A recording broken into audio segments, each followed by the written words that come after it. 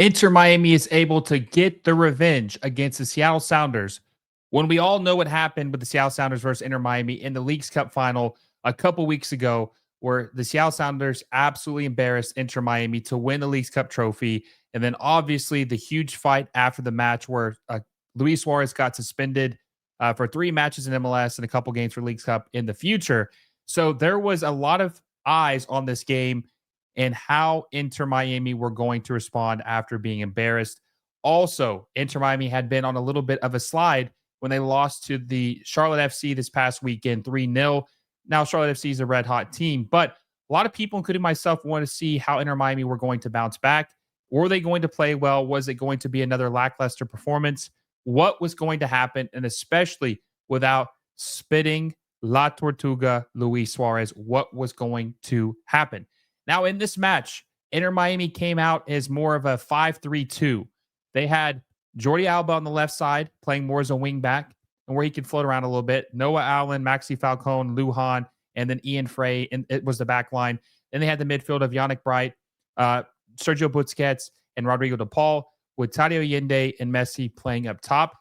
And I wouldn't say it worked. It worked. It looked really, really good. Hey, if you're enjoying the video, make sure you give it a like down below and subscribe to the channel if you haven't already. We are less than 180 subscribers away from 10,000, and our goal is to hit that number by the start of the MLS Cup playoffs. Once we hit 10,000 subscribers, we'll be giving away a copy of FC 25 that you're not going to want to miss. So make sure you subscribe if you haven't already and hit that little bell notification so you never miss a video. Now, back to the video. Especially against the Seattle Sounders team. This team played, I don't want to say perfect because, I mean, that would be flawless. I wouldn't say that, but I think they played one of their better games in a while. They played one of their better games in a while. And you saw that in this match, especially the first half. They completely dominated Seattle in the first half. In the first half, they had the possession was pretty much the same as like 51-49. But in the first half, they had 8 shots, 6 on goal or on target, and Seattle only had 6 and 2, 6 shots, 2 on target. They completely dominated. Seattle didn't know what to do. They didn't really know how to contain this team, which is crazy because like I said, we just saw them dominate them a few short weeks ago. But when we're talking about players who perform well today for Inter Miami, we have to talk about Jordi Alba. Jordi Alba scored the first goal of the game. With a beautiful pass from Lionel Messi out wide left to score the goal. And Jordi Alba just proves that how efficient, how effective he is as a fullback, where he's damn near an attacker, right? He is. I mean, he would, if he played on the wing on any other team, he would be one of the best wingers in MLS, and he just happens to play fullback. But he just proved how effective he is in the attack and how good he is.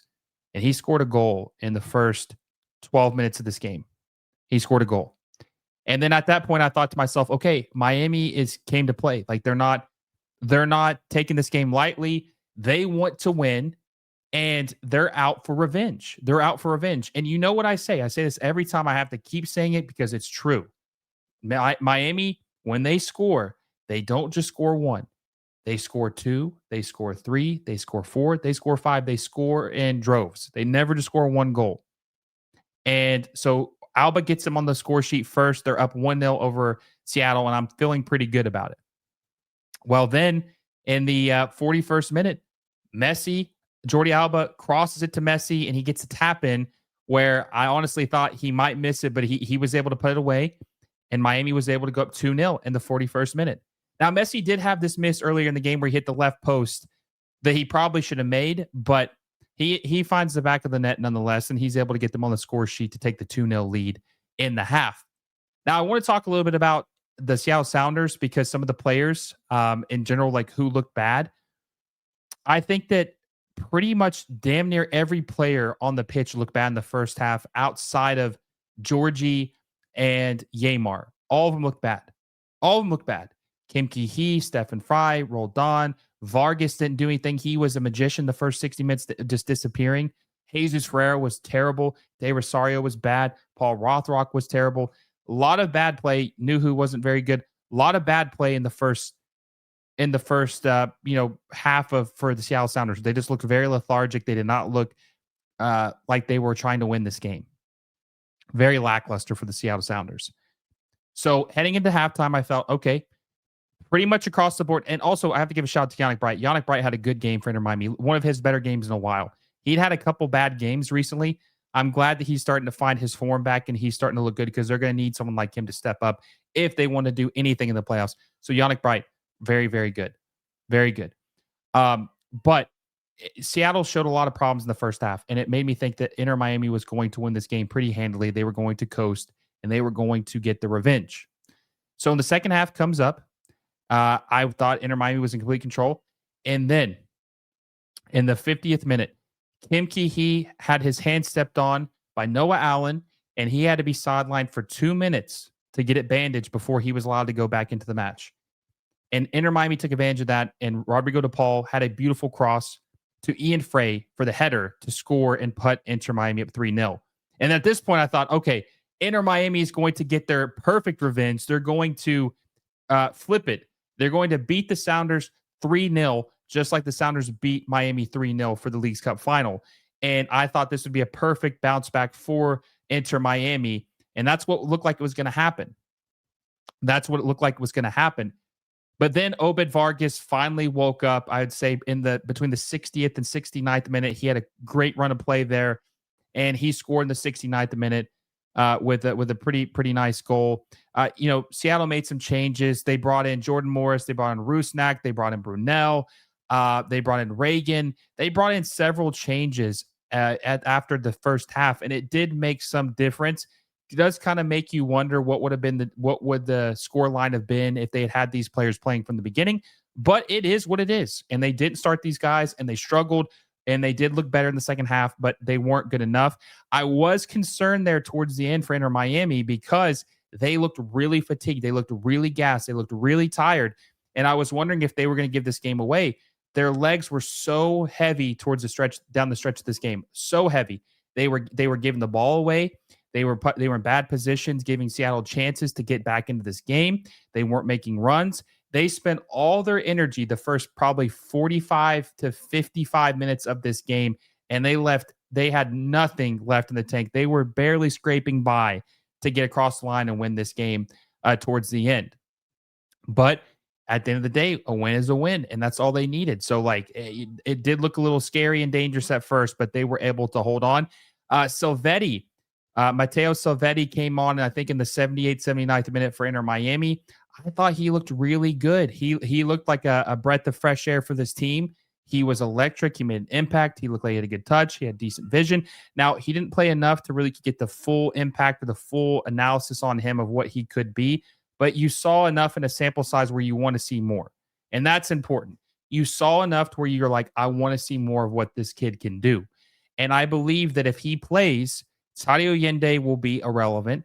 And honestly, I wouldn't mind seeing him play next to Messi in this 5-3-2 system. I wouldn't mind seeing him and Messi up top and then having this exact lineup. Maybe this team is better without Luis Suarez, even though some people think that's controversial that La Tortuga is better in this lineup, but I don't think he is. I think the way this team plays at this moment, I think that he's worse for this team. Luis Suarez is. I think he is worse for this team at this point. So I'm hoping that Matteo Silvetti, if you're an Inter Miami fan, you would want to see what he can do for this team and how much better he can be when he gets fully integrated into the starting 11, builds chemistry with his new teammates, and see what kind of difference he can make. And Messi had a pretty good game in this match. He had the goal and the assist. He scored his 881st goal of his career. He now has 20 goals in Major League Soccer in 2025. He's one goal outside of the Golden Boot, leading in the Golden Boot race.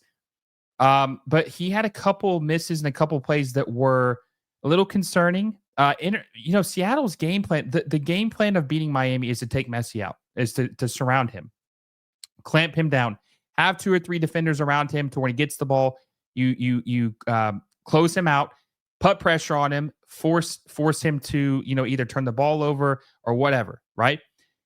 They didn't do that today. Messi had more open space than I've seen him in a long time. There was maybe one guy on him at all times. He had so much space. That's why Inter Miami were able to thrive and eat. And I don't know what the game plan was by Brian Schmetzer, but it wasn't very good. And they gave Messi, and that's why they won because he was the player of the match.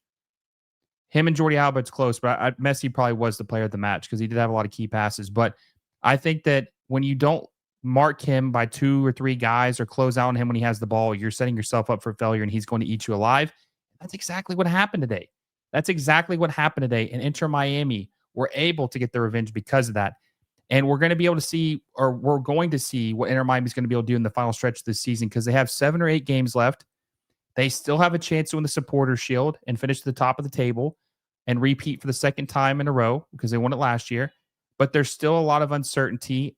But this new formation is encouraging. It is encouraging. Now, Seattle had to travel. They played Saturday and they played Los Angeles. They had to travel all the way to Miami. A lot of travel in 3 days to play a match. Very quick turnaround. So I'm going to give them a little bit of a free pass. But this is a good momentum builder for Inter Miami that you desperately want heading into the playoffs, which is a little bit over a month away. And I think the back line looked pretty good. I think Maxi Falcone didn't make any crazy mistakes. Lujan was okay. Ian Frey was very good. Did a very good job on Georgie, even though Georgie had some good opportunities as well. This was just a good performance all around by Inter Miami. And I honestly, outside of Tadio Allende, even though he wasn't as bad as he normally is, I can't really say that any person or any player on this team was just outright stunk the joint up like you normally would say. So, very positive performance by Inter Miami. They get a much needed win to try to get their confidence back up. They're going to play DC United on Saturday. We'll see what they can do against them. The Seattle Sounders are going to play Austin FC on Sunday Night Soccer. That'll be an interesting game to see what happens with them. But these two teams look like they might both be heading. One of them definitely is heading in the right direction, but the other one might have figured their problems out and might be heading in the right direction in the most important part of the season. And we will see what happens. I'd love to know what you guys think. What did you think of this match? Were you surprised that Inter Miami were able to get their revenge against the Seattle Sounders? Are Miami for real, or did Seattle just have a bad game? Let me know in the comment section down below. Also, who was your man of the match? And if you guys enjoyed this video, make sure you give it a like down below. Subscribe to the channel if you haven't already. Hit the little bell notification so you never miss a video. And until next time, guys, I will see you all soon.